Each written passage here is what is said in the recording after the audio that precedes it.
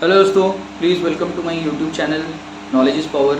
आज हम लोग एक बहुत ही इंटरेस्टिंग सा टॉपिक डिस्कस करने वाले हैं एंड दैट इज़ डिप्रिसिएशन के केस में रिटन डाउन वैल्यू मेथड में, डिमिनिशिंग बैलेंस मेथड में कैसे हम लोग क्वेश्चंस को सॉल्व करते हैं, इसका तरीका मैं आज आप लोगों को बताने वाला हूँ।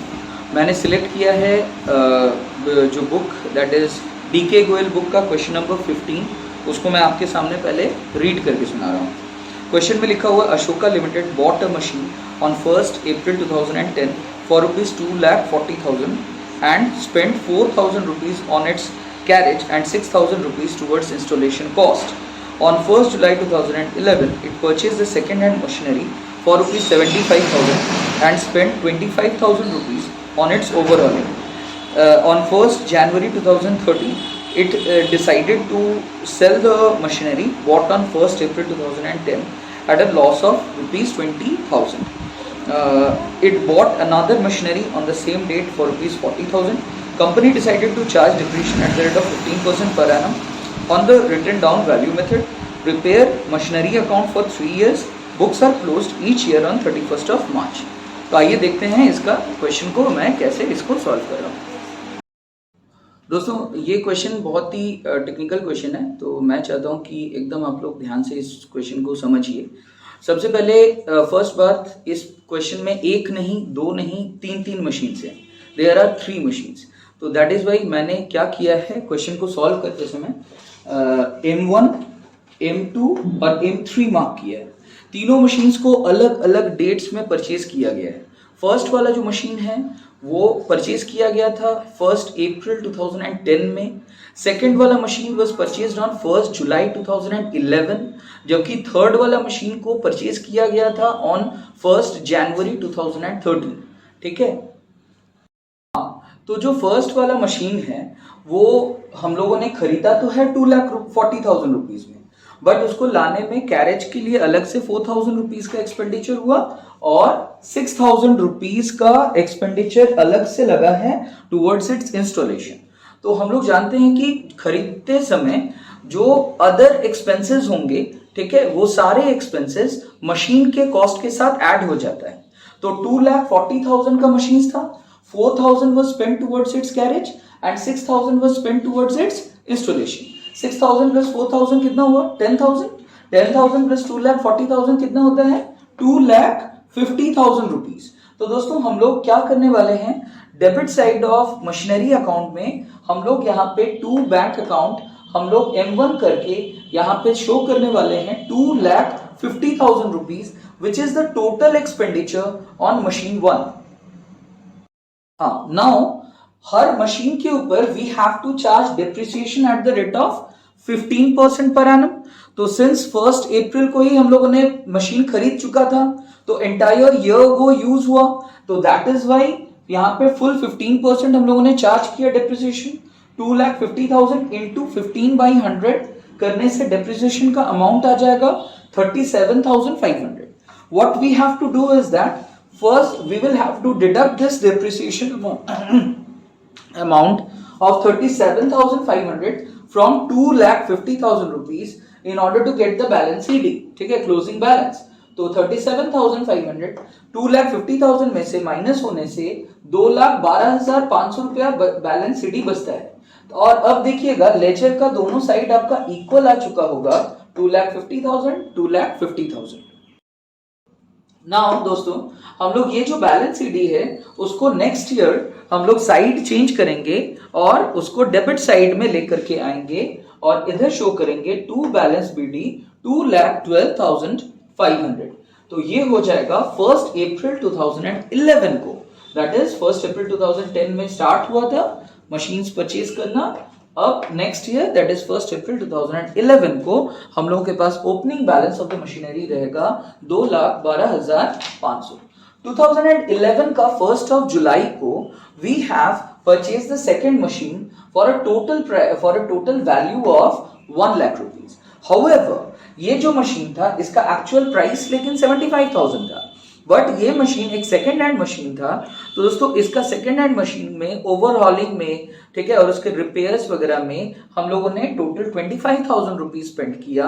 तो जिसकी वजह से 75,000 प्लस 25,000 ऐड होने के बाद मशीन 2 का जो टोटल कॉस्ट प्राइस आया वो था 1 लाख रुपीज।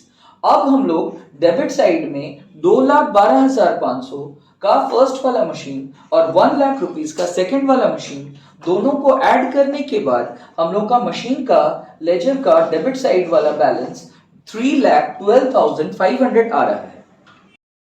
तो दोस्तों अब हम लोग इन दोनों मशीन्स के ऊपर दैट इज 2,12,500 वाला मशीन और 1 लाख वाला मशीन दोनों के ऊपर डेप्रिसिएशन चार्ज करेंगे, लेकिन कंसिडर कर लेंगे कि टाइम कितना है, मतलब यूज जो हम लोग किए हैं मशीन्स को वो कितना दिन के लिए यूज किए हैं।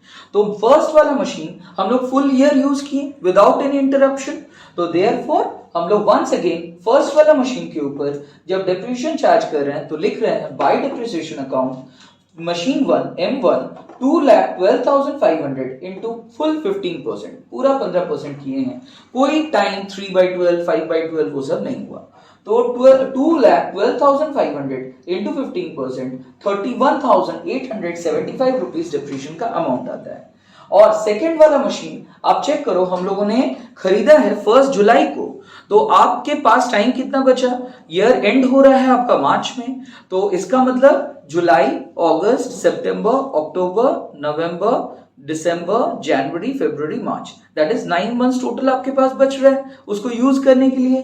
तो आपको इस बात को कंसिडर करना पड़ेगा। तो दैट इज वाई डेप्रिसिएशन निकालते समय 1 लाख का मशीन मल्टीप्लाइड बाय 15% का rate of depreciation multiplied by 9 months जो आप यूज कर पा रहे हो divided by 12 months in a year, तो देयरफॉर अल्टीमेटली फाइनल कैलकुलेशन होगा 11,250 रुपीज।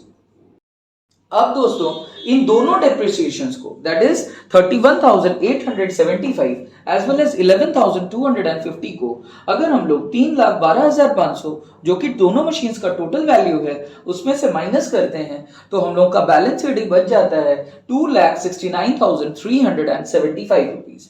अब वंस अगेन हम लोग सेम रूल अप्लाई करेंगे, हम लोग साइड चेंज करेंगे नेक्स्ट ईयर में और फिर उसको 2 बैलेंस बीडी करके लिखेंगे दैट इज 2,69,375 रुपीज।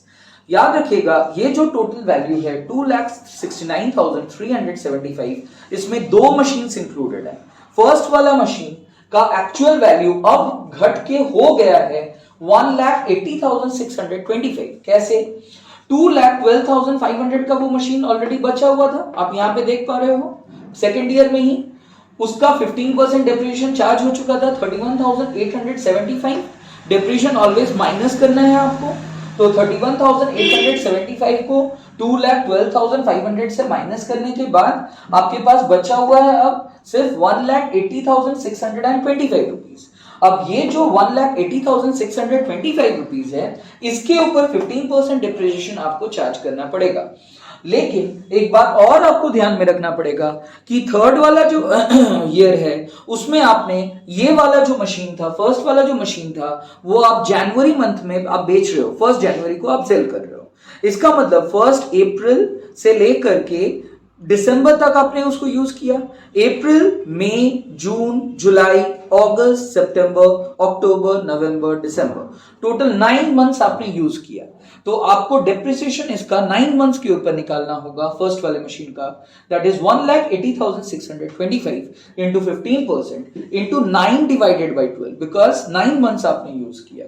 करने के बाद आपका डेप्रिसिएशन का अमाउंट आ जाएगा, देख पा रहे हो आप लोग 20,320 रुपीज। तो अब जब सेकेंड वाला मशीन यू हम लोग देख रहे हैं तो सेकेंड वाला मशीन के केस में हम लोग देख रहे हैं कि उसमें भी वैल्यू में रिडक्शन हुआ है। 1 लाख का सेकेंड वाला मशीन था, उसमें डेप्रिसिएशन चार्ज हुआ 11,250 रुपीज का। अब बचा हुआ है 88,750 रुपीज। 88,750 रुपीज का सेकेंड वाला मशीन के ऊपर फुल ईयर का डेप्रिसिएशन चार्ज होगा, तो 88,750 इंटू 15% अमाउंट आ जाएगा 13,312 रुपीज। ये हो जाएगा सेकेंड ईयर का हम लोगों का डेप्रिसिएशन का अमाउंट फॉर सेकेंड वाला मशीन। हाँ दोस्तों, अब जो थर्ड वाला मशीन है वो आप सेम डेट में परचेज कर रहे हो जब आप फर्स्ट मशीन को बेच रहे हो, दैट इज 1 जनवरी 2013 को आपका टू बैंक अकाउंट करके हम लोग लिखे हैं machine 3 for a total price of 40,000। अब 40,000 का ये जो थर्ड वाला मशीन है उस पे डेप्रिसिएशन चार्ज होगा 15% रेट से, लेकिन 3 मंथ्स के लिए। कौन कौन सा मंथ्स? जनवरी में हम लोगों ने परचेज किया है, तो जनवरी, फरवरी, मार्च 3 मंथ हम लोगों ने उसको यूज किया, दैट इज वाई इनटू हो रहा है 3 डिवाइडेड बाई 12 से। तो 40,000 into 15% into 3 divided by 12, depreciation का अमाउंट आएगा 1500 रुपीज। दोस्तों अब हम लोग ये जो फर्स्ट वाला मशीन है उसको हम लोगों ने सेल कर दिया, लेकिन मजेदार बात ये है कि सेल का जो वैल्यू है वो क्वेश्चन में गिवन नहीं है, उसको अपने को अलग से कैलकुलेट करना पड़ेगा। तो यहाँ पे क्वेश्चन में एक हिंट दिया है कि जो फर्स्ट वाला मशीन है it was sold at a loss of 20,000 rupees. तो हम लोग जानते हैं कि बुक वैल्यू में से लॉस को माइनस कर देने से सेल प्राइस निकल जाता है। तो बुक वैल्यू सबसे पहले तो निकालना होगा आपको फर्स्ट वाले मशीन का। देखिए मैंने यहाँ पे कोना में इसको सॉल्व किया है। 1,80,625 हम लोग ऑलरेडी कैलकुलेट कर चुके थे मशीन का प्राइस, ठीक है, जब वो बिक रहा था मशीन 1। तो 1,80,612 में से हम लोग जो थर्ड वाले ईयर का जो डेप्रिसिएशन था वो कैलकुलेट कर चुके थे 20,320। ये जो 20,320 है इसको, ये डेप्रिसिएशन है, ये 1,80,625 में से माइनस होगा। माइनस होने से जो बुक वैल्यू बचेगा दैट इज 1,60,305 रुपीज। अब ये बुक वैल्यू से आप लॉस को माइनस करो, आपने कितना लॉस इनकर किया है 20,000, तो 1,60,305 में से 20,000 रुपीज का लॉस माइनस करने से सेल प्राइस आ जाएगा आपका 1,40,305 रुपीज। ये जो हम लोगों ने लॉस जो क्वेश्चन में गिवन है और जो सेल प्राइस गिवन है, दोनों को मशीन अकाउंट का क्रेडिट साइड में शो करते हैं। तो अब देखो बाय बैंक अकाउंट करके सेल प्राइस मैंने दिखाया 1,40,305 और लॉस को भी मैंने शो किया बाय लॉस, यहाँ पे दिखाया 20,000 रुपीज। अब मुझे क्या करना है, हम लोग ये जो टोटल आ रहा था 3,09,305 दैट इज बैलेंस बीडी का अमाउंट 2,69,375 के साथ 40,000 रुपीज को ऐड करने के बाद 3,09,375 रुपीज जो आया था उसमें से एक एक करके हर एक फिगर माइनस करते चले जाएंगे। दैट इज 20,320, 13,312, 1,500 रुपीज और 1,40,305 और 20,000 रुपीज। कौन कौन सा अमाउंट है ये? 20,320 रुपीज डेप्रिसिएशन था फर्स्ट वाले मशीन का, 13,312 रुपीज सेकेंड मशीन का डेप्रिसिएशन था, 1,500 रुपीज थर्ड मशीन का डेप्रिसिएशन था। इसके बाद सेल प्राइस फर्स्ट वाले मशीन का था 1,40,305, लॉस फर्स्ट मशीन को सेल करने पे हुआ था 20,000 रुपीज। ये सारे फिगर्स माइनस हो जाएंगे 3,09,375 में से, तो बैलेंस सीडी बच जाएगा 1,13,938। तो ये हो गया हम लोग का जो फाइनल अमाउंट है वो रहेगा, this is the balance of the machinery at the end of the third year. ठीक है, थर्ड ईयर के बाद इतना रुपया का बैलेंस 1,13,938 रुपया का बैलेंस हमारे पास बचा हुआ रहेगा। I think the video is very very clear. अगर आपको कुछ भी questions पूछना है you may ask me on my YouTube channel's comment section and please like करिए, share करिए, subscribe करिए मेरे channel को Knowledge is Power. Thank you.